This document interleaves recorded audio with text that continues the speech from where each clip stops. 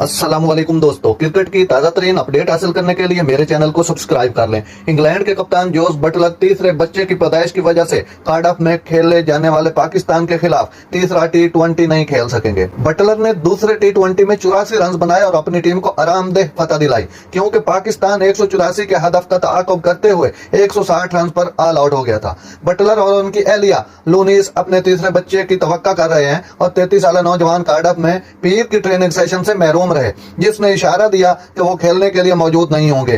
तीसरा T20 Buttler की अदम मौजूदगी में मोइन अली टीम की क़ियादत करेंगे, क्योंकि वो टीम के नायब कप्तान हैं।